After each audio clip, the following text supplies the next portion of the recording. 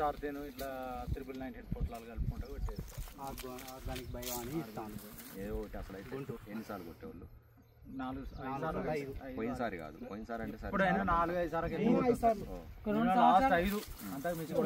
గుంటూరు మందులు 2 సంవత్సరాలు వాడి పురుగు మందులు అవి ఉంటాయి ఏరియాలో అమ్ముతారు కదా బాగానే. గుంటూరులో తెచ్చుకున్నాం. ఇప్పుడు మీరు అన్నట్టు ఆయన డీలర్ సార్, అది డాక్టర్ సాయిల్ అని ఒక ప్యాకెట్ ఉంటుంది, బాగా ఫేమస్. అది 500 ఎకరా 2 ఎకరాలకి పత్తి వాళ్ళకి ఇట్లాంటి సిచ్యువేషన్ ఉంటేనే చెప్తాం, లేదా చెప్పాలి. అందులో కలుపుకొని కొట్టాలి, మామూలుగా సపరేట్ పోసుకుంటాం. కొట్టేటప్పుడు డబ్బాలో బాగుంటుంది, మీకు 100% నచ్చుతుంది. ఆ మిర్చి కిట్లో కంపల్సరీ ఇస్తాం మేము. అందుకే మంది 1700 అనేది మీకు వీళ్ళు డాక్టర్ సాయిల్ కిట్ లాంటిది ఇయ్యరు. మీరు కంపల్సరీ మీకు భూమి మందులోనో ఇంకో మందులోనో యాడ్ చేసి ఇస్తారు. అది మీరు లెక్క ఓన్లీ ఆ కిట్ వరకు చూస్తారు. ఇప్పుడు ఆ కిట్కి సపోజ్ మనం ఆ ప్యాకెట్ తీసేసాం అనుకో, మంది ఎంత పడుతుంది? 1200 పడుతుంది అప్పుడు. కానీ అది నాకు చాలా మంది మన డీలర్లు అడిగారు, అట్లా ఇద్దాం సార్ మనం కూడా, కావాలన్నోడి సపరేట్ ఇద్దాము, అదే 1700 అవుతుంది కదా అంటే వద్దన్న. అది మిర్చి తోట అంటే దాన్ని చాలా జాగ్రత్తగా కాపాడక రావాలి. అప్పటికే అది ఇది అవుతూ ఉంటుంది. అప్పుడు ఇప్పుడు రిస్క్ తీసుకోవద్దు. సరే వాళ్ళు లెక్కేసుకుంటే మనకు తక్కువ ఎక్కువ అర్థమైద్ది. లేకపోతే లాజిక్గా ఇప్పుడు కంపెనీ వాళ్ళు మార్కెటింగ్ ఎట్లా చేస్తారు, రకరకాలుగా చేస్తారు వాళ్ళు. ఇప్పుడు కొంతమంది ఉన్నారు, వాళ్ళు 3 డబ్బాలు ఇస్తున్నారు, 2 ఎకరాలకు కొట్టమంటారు కదా, మేము 3 డబ్బాలు ఇస్తున్నాము, లేకపోతే 4 డబ్బాలు ఇస్తాము, అది మాది ఎకరమే అందుకే 1200 ఇస్తున్నాము, మరి 4 డబ్బాలు ఇస్తున్నాం కదా అంటే రైతులు కొంతమంది అట్లా కూడా ఆలోచిస్తారు.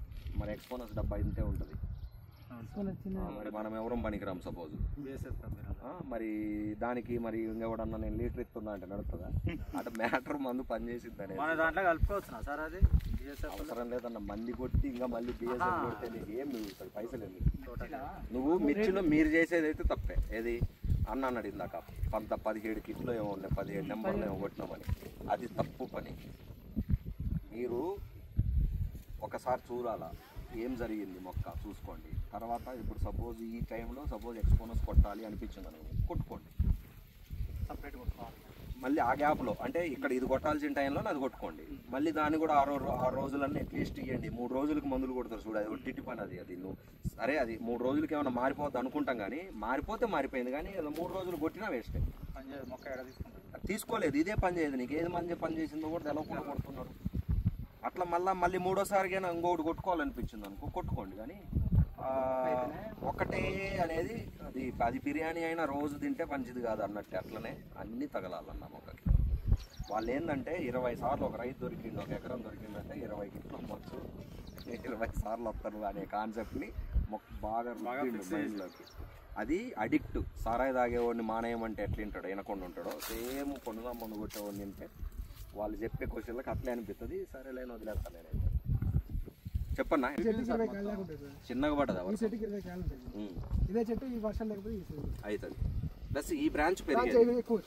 ఇప్పుడు మేము అబ్జర్వ్ చేసింది ఏంటంటే సీడు ఇప్పుడు ఇక్కడ నుంచి ఇక్కడ దాకా ఉంటుంది కదా, అట్లీస్ట్ 7 నుంచి 8 కాయలకు తగ్గకుండా అయితే ఉంటున్నాయి. మేము ఇంకొకటి ఏమైతుందంటే ఇప్పుడు సపోజ్ ఇది ఇక్కడ నుంచి ఉంది కదా, మన తోటలలో మీరు ఫస్ట్ ఏంటంటే ఫస్ట్ ఒక 3-4 సంవత్సరాల నుంచి వాడేవాళ్ళు ఇంకా మోనో గీనో కూడా ఏం కొట్టరు. ఇప్పుడు ఇక్కడ నుంచి వస్తుంది ఈ కొమ్మ ఇక్కడ ఉంటుంది. అట్లీస్ట్ మీకు 7 ఉన్న 3 కొమ్మలో 4 కొమ్మలు ఎక్స్ట్రా. ఈ సరే ఈ అన్ని అందరికి ఒకేలాగా వచ్చినా ఆడ 2-3 కొమ్మలు ఎక్స్ట్రా వచ్చినా మీకు 30-40 కాయలు తేడా పడుతుంది. దెబ్బకి 2 క్వింటాలు వస్తాయి వచ్చేస్తుంది ఎక్స్ట్రా. అక్కడ తేడా పడతాయి. ఇప్పుడు కాయ సైజు కానీ లేకపోతే కాయలో ఇవి ఉంటాయి కదా మన మచ్చలు, మీకు చాలా తోటలలో చూస్తాను నేను వెళ్ళినప్పుడల్లా ఇట్లాంటి మచ్చలు తక్కువ వస్తాయి. నీకు కాయ చాలా క్వాలిటీగా కనపడుతుంది చూడటానికి. కొంచెం నలుగురికి మంచిగా ఉంటే చెప్పండి. ఇప్పుడు అన్న అన్నాడు, అన్న నాది నేనే వచ్చిన ఫస్ట్ కాకపోతే నాకు మీకు నాది అంతా నాకు మంచి రిజల్ట్ కనిపించలేదు అంటున్నారు. అయితే వర్షము 100% ఎఫెక్టే. అయితే మీరు ఇంకొకసారి ఫస్ట్ టైం కొట్టినప్పుడు కూడా వర్షం పడ్డది అన్నారు. దానికి ఎంతవరకు తేడా వచ్చిందో ఒకసారి మీరు మామూలుగా ఒకసారి ఆలోచన చేయండి. ఈసారి దున్నుకున్నాక ఒక 2 సార్లు కొట్టుకోండి అటు ఇటుగా, మ్యాక్సిమం అయిపోతుంది. ఇక నాకు తెలిసి బెట్టకు కూడా కొట్టొచ్చు. కానన్నా బెట్టకి నీకు ఇంగ్లీష్ మందు కొట్టినప్పుడు ఇది లేకపోతే వేరే మంది కంపేర్ చేస్తేనేమో మంది నచ్చిద్ది. ఇదే కొట్టుకోవచ్చు. లేకుండా పదును లేకుండా కొట్టవచ్చు. అయితే పదును లేనప్పుడు ఏంటంటే నీకు ఇంత నిగనిగా మెరవదు. మెరవనప్పుడు రైతులకి తెలియని రైతులకి ఏంటంటే నచ్చదు, తెలిసిన రైతుకి నచ్చుతుంది. పని చేస్తుంది ఎట్లకైనా పని చేస్తుంది. మందు పని చేసింది అనేది గుర్తుపట్టగలిగితే మీరు ఎప్పుడైనా కొట్టవచ్చు. ఇంకోటి, పదును ఎక్కువ ఉన్నా కొన్ని రోజులు ఎక్కువ ఆపగలుగుతుంది తోట, పదును తక్కువ ఉన్నా కొన్ని రోజులు ఎక్కువ ఆపగలుగుతుంది ఓడబడకుండా. రెండు రకాలుగా కూడా మీకు ఉపయోగపడుతుంది. ఎందుకంటే ఏం లేదు, ఇమ్యూనిటీ ఎక్కువ ఉంటుంది తోటలో. అదే దుబ్బచేను ఇంప్రూవ్ అయింది. దుబ్బచేను మంచిగా అవి చిన్నయా? చిన్న చేనులో ఈ మందు పెట్టిన ఒకసారి కొట్టినాక వర్షం లేదు, మంచి రిజల్ట్ ఉన్నది. ఉంటాయి రిజల్ట్ అయితే ఇబ్బంది లేదన్నా. నేను ఇది ఇప్పుడు ఈ పైన చేయండి కదా రెండే కాదు, అది వర్షం పడుతుందా ఆయన గడుపు కొన్ని వస్తుంది, ఆయన మంచిగా అట్లే కొట్టేసిన సూపర్ రిజల్ట్ వచ్చింది.